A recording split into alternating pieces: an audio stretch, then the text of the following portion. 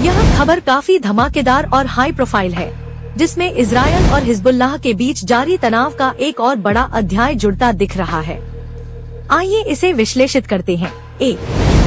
Hezbollah और Israel के बीच टकराव। हिजबुल्लाह और इजरायल के बीच लंबे समय से तनावपूर्ण संबंध है।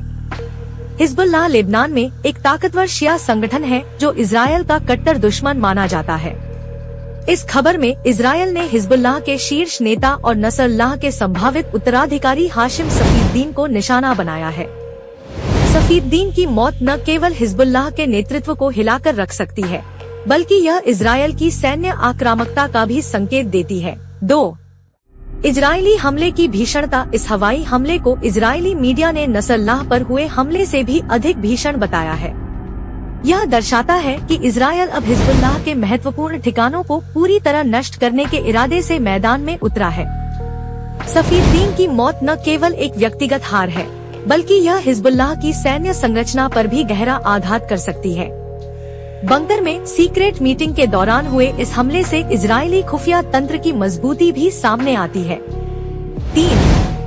हाशिम सफीद्दीन का कद और मौत का असर। सफीद्दीन हिजबुल्लाह के अंदर एक बेहद ताकतवर और प्रतिष्ठित नेता था।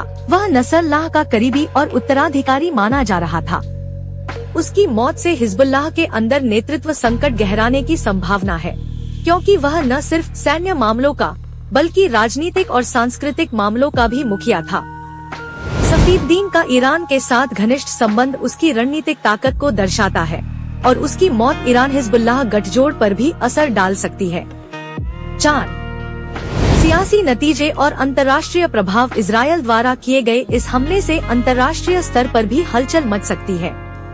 ईरान और लेबनान के बीच तनाव और बढ़ सकता है और अमेरिका व अन्य पश्चिमी देशों की प्रतिक्रिया भी महत्वपूर्ण होगी।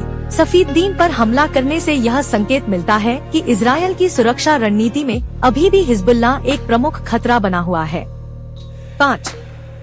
असंतोष और प्रतिशोध की संभावना। सफीद्दीन की मौत हिजबुल्लाह के भीतर रोष और प्रतिशोध को जन्म दे सकती है। जैसे उसने पहले नसरुल्लाह के मारे जाने पर जंग छेड़ी थी, वैसे ही अब नए सिरे से इजरायल के खिलाफ आक्रामक रुख अपनाया जा सकता है। हिजबुल्लाह समर्थक समूह और ईरान इसका बदला लेने की कोशिश कर सकते हैं, जिससे पूरे मध्य पूर्व में अस्थिरता बढ़ सकती है। निष्कर्ष, यह खबर केवल एक और सैन्य हमला नहीं है, बल्कि हिजबुल्लाह के नेतृत्व और भविष्य के लिए एक बड़ी चुनौती है। इजरायल की रणनीति बेहद सुनियोजित और आक्रामक दिखती है और यह हमला भविष्य की कई सियासी और सैन्य घटनाओं की नींव रख सकता है।